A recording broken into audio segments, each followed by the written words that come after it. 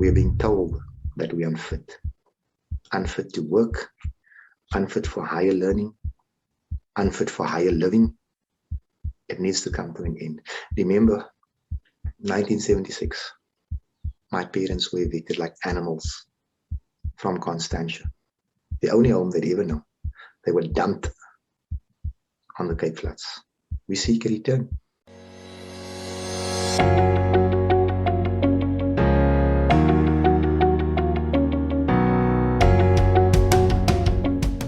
Hello, my name is Donald. I'm filling in for Petrus, who's currently trying to escape from Cuba in a very small boat. This is WorldView, where we explore everyone's perspectives on all things that can broaden our worldview. Today we're talking with Fadiel Adams. Fadiel is the leader of the Cape Colored Congress. Fadiel, welcome to you on this very rainy Cape day. It's a miserable Cape day, but we love it all the same.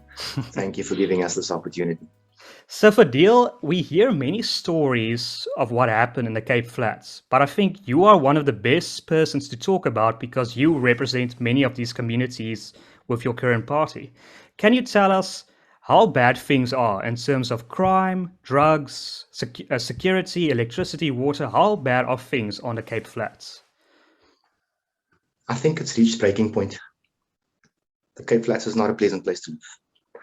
As far as crime is concerned, nobody here allows their children outside. Nobody's sane. My children have never been outside of the gate without parental supervision. There's no way to live. If we want to talk violence, 3,500 young colored boys will die on the Cape Flats this year. Wow. It's an ongoing trend.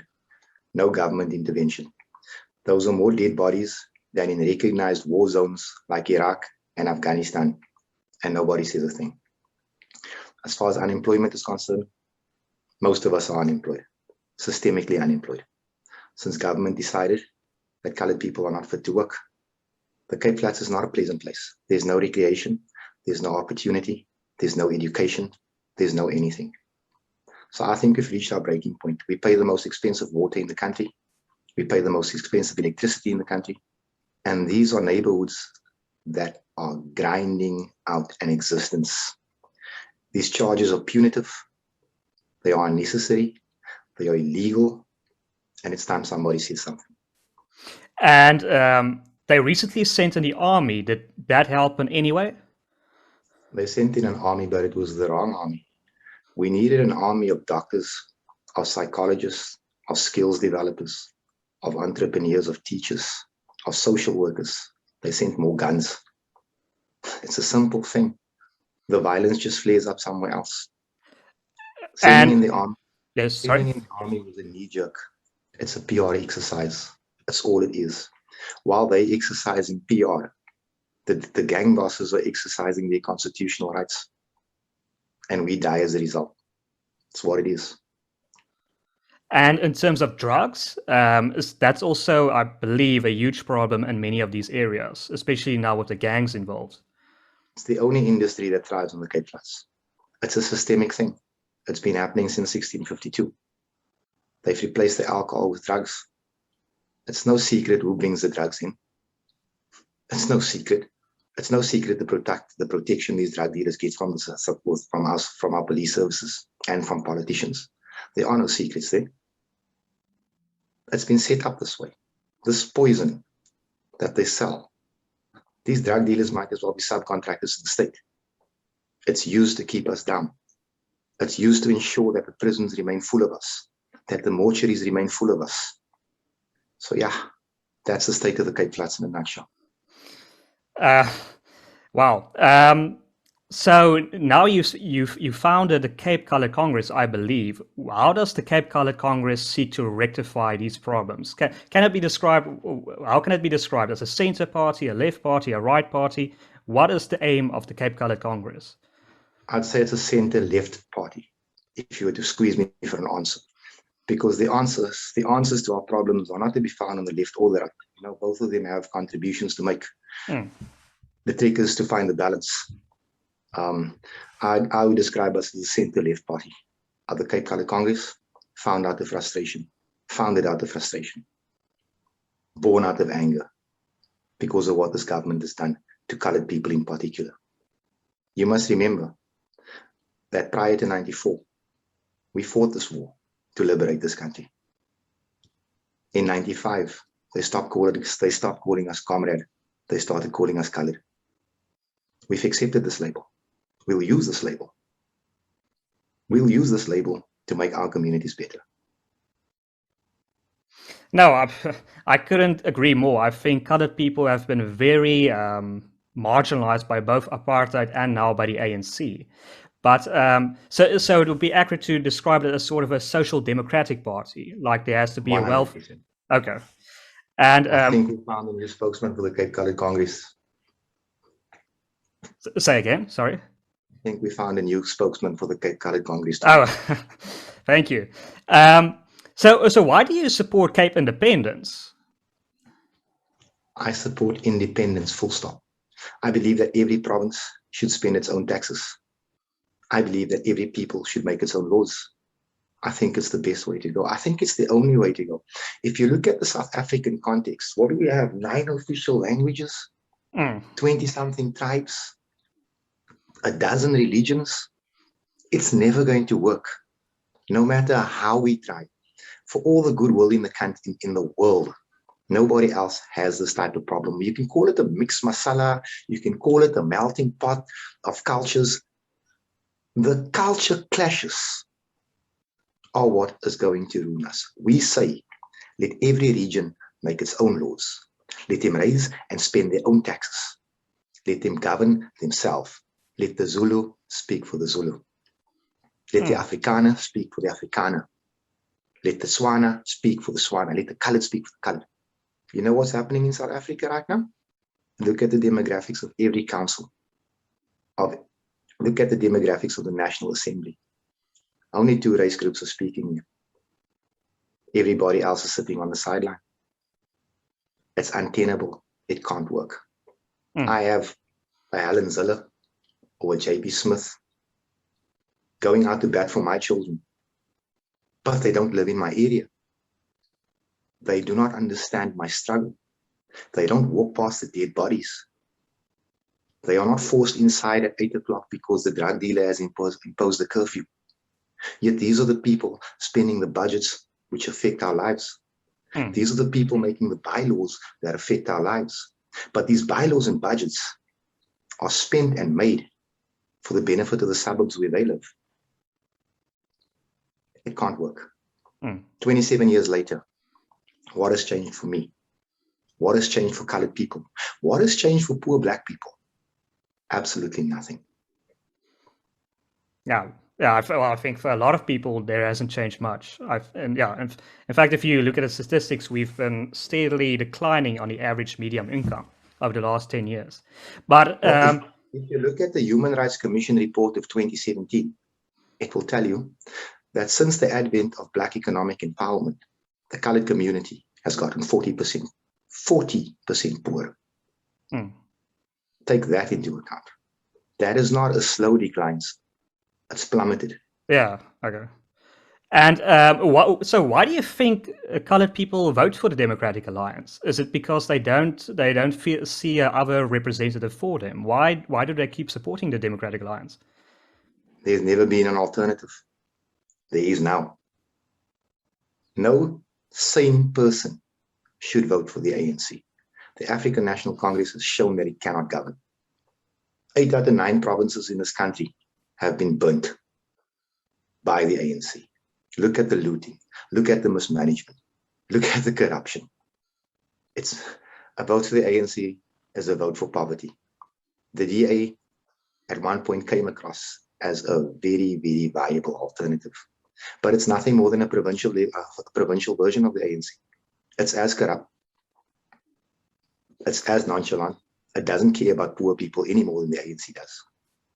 And this is why you see a host of small parties coming up, because people are well and truly hurtful. So, just for interest's sake, when you say the DA is just as corrupt, can you give us some examples of that? And yeah, just pure curiosity. In 2009, the CRU upgrades council residential units in the Cape Flats. National government gave a 600 million grant. 600 million. 54,000 grants. 54,000 flats were supposed to be refurbished. The project was given to what I suspect to be one of the funders of the DA, a company called Oricon. Only 5,000 flats were refurbished. The money disappeared. I've taken this issue up with the mayor. I've taken it up with the MEC for Human Settlements. I've taken it up with the Premier himself. The DA covers this company. That's one example. I can give you a dozen like it.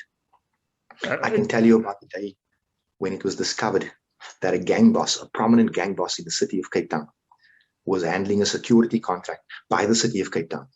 It's a contravention of the poker law. Our alderman for safety and security, one Mr. J.P. Smith, knew about it. He never reported it. Do you understand what this means? That my tax monies are being spent on gang bosses.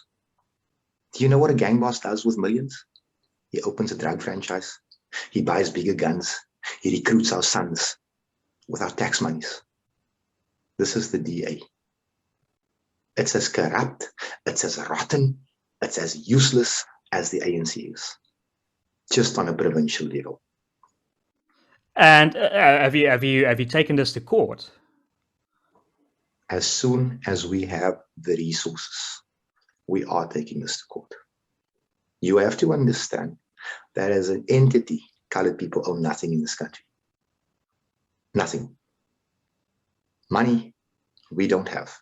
We'll be going into this election without money, on a principle. Everybody says it's madness that we are on a hiding to nothing. We like our chances.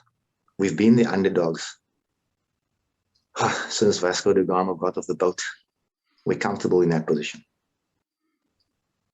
And yeah, just I forgot to ask this question, but what is the general opinion amongst colored people for Cape independence? Is it difficult to sell to them, or is it just naturally something they immediately agree with?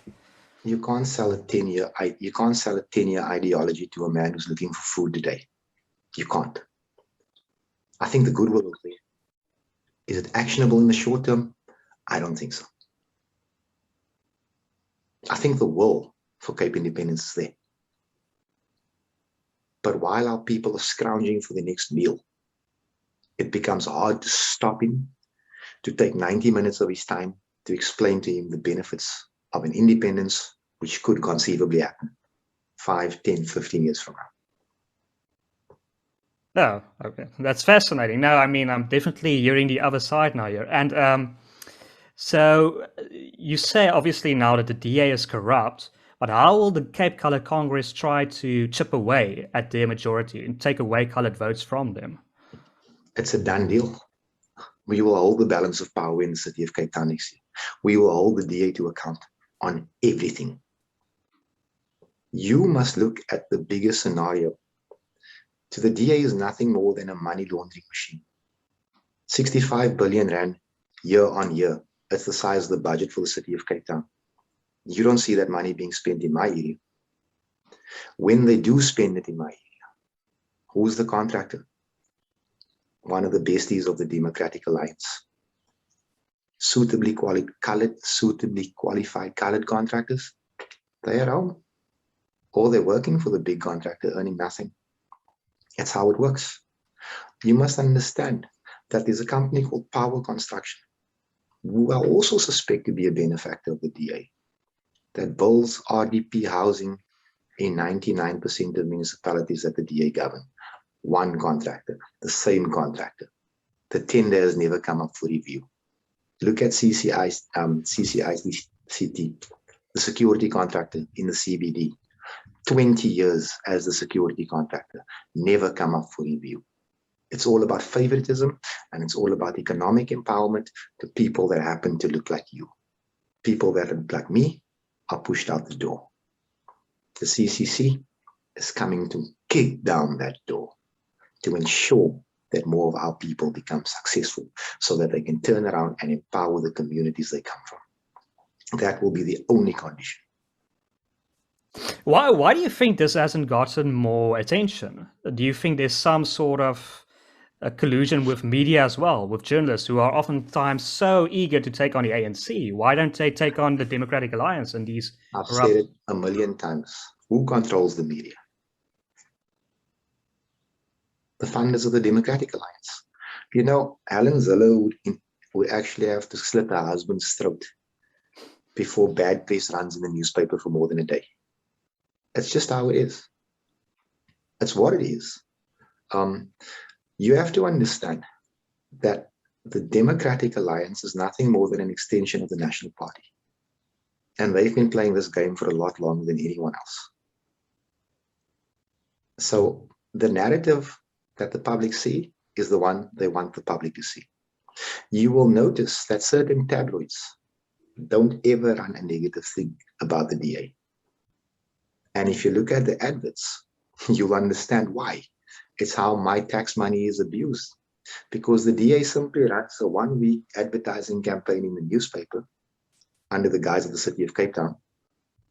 And the editor's got to make a decision. Do I post this and lose advertising revenue? Or do I act as if it doesn't happen and make the bottom line look better? That's how it works. This is why social media is so important to us.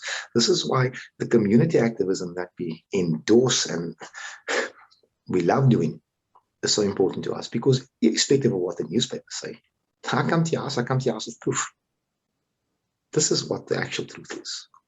And this is the part that the DA can't stand, because you must understand that these people don't have branches. We've got more branches than they do in the City of Cape Town. They don't have membership. But what they do have is a marketing machine that will rival Coca-Cola. And they're good at it. We have to give them the due. But we are coming at them. And while they can spin, and while they can spend, we're only coming to tell our truth. And our people are listening. Our people are listening. And our people are saying, yes, enough. And that must be scaring me. On the issue of spin, I think the Democratic Alliance panicked quite a bit in 2019. And all of a sudden, we saw these slogans: vote for the Democratic Alliance to stop an ANC-EFF coalition. And I think that was a fear tactic to keep them in power in the Western Cape. Is that something that resonates with colored people? Is a fear for the ANC and the EFF, or a possible coalition between them? Yes, it is a real fear. A coalition between the EFF and the ANC will be the end of this country. Sadly,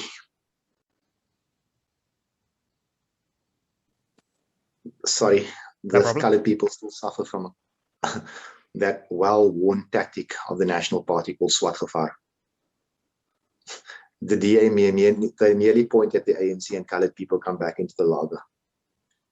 The Cape Colored Congress is here to tell the colored people that, you know what, our enemies are not to be found among racial lines. Our enemies now are to be found amongst economic lines, across zip codes, area codes, Model C schooling, and that type of thing. That's where you find your enemy. The black man is not your enemy. The white man is not your enemy. It is the thinking that is your enemy.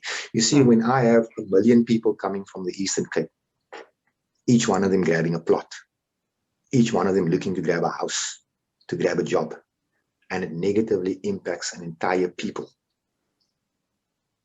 the average mindset will automatically look and reference that person as an enemy, because we're competing for the same resources. And the DA thrives on that. It's the reason they allow these land invasions, because every one of these squatter camps that comes up, it builds a resentment in the colored community towards black people and brings them home to the lager. Colored people are tired of being the war between white and black. We're going to stand up for ourselves. So, let's play now a hypothetical game, and let's say, okay, now in the next local election, the DA falls below 50%. And there's the Cape Colored Congress. They are in a position to form a coalition with the DA. What would the Cape Colored Congress requirements of ultimatum be to the DA to join a coalition with them? Or would they even want to join a coalition with the DA? I don't have a mandate to speak on a coalition with the DA, but I can give you an idea of what we want. We want demographic representation.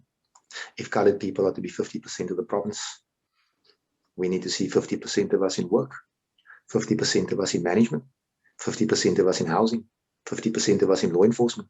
That's where this conversation starts. You see, in the city of Cape Town, 60% white males as management, yet white males make up less than 4% of the population. There's something very wrong with that demographic. That when you walk into the city center, you're more likely to find an elephant than a colored being employed. That's got to change. So when we come into council, we'll be playing hardball, but it'll be shareable. Remember, there's a constitutional court ruling that says that you cannot employ national demographics in the Western Cape because it would have a negative impact on the colored people. Both the DA and the ANC threw it out the window. They laughed at the constitutional court. We'll be coming to enforce that ruling. It's the only way our areas are going to get better. It's the only way our children are going to live longer. Understand that as a colored male, I have the lowest life expectancy in this country. That has got to change. And it's got to change quickly.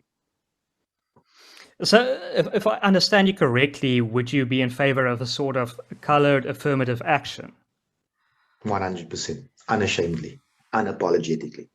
27 years of rejection, of neglect, of marginalization. There has to be corrective action. There has to be corrective action.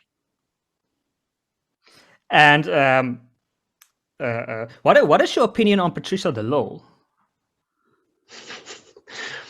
I'll give you an honest one. Auntie Pat should go and enjoy a well-deserved retirement. I used to idolize the woman when she was with the PAC. However, you cannot have a different political ideology for every election. I remember one settler, one bullet. You know, I used to be hateful of white people too. I used to be. One settler, one bullet. That was a cry. And then she became this colored auntie with the ID. Then she became a white madam with the DA. And now she's turning back to the Africanists. It's confusing. I understand that she has popular support. She's Patricia de Lille. She has popular support. We can't wish it away. But her contribution to this country since she brought that arms deal report to Parliament, I think it's been negligible. And it might sound harsh, but it's what I see. You know, she's had 9 years as mayor of the city of Cape Town, and the biggest contribution to colored people was toilets for backyarders. Not land, not houses, not jobs, toilets in your backyard. We live like animals, and every time a colored is represented in power, they turn their backs on us. I could name all of them. I'm not going to, but I could name all of them. They know who they are. This is going to be different. The CCC comes into this election and goes into council unapologetic in its stance. Colored lives matter. And what is your projections for the next election? How well do you think you're going to do? If we get as little as 15% of the colored vote, the landscape in Cape Town will change.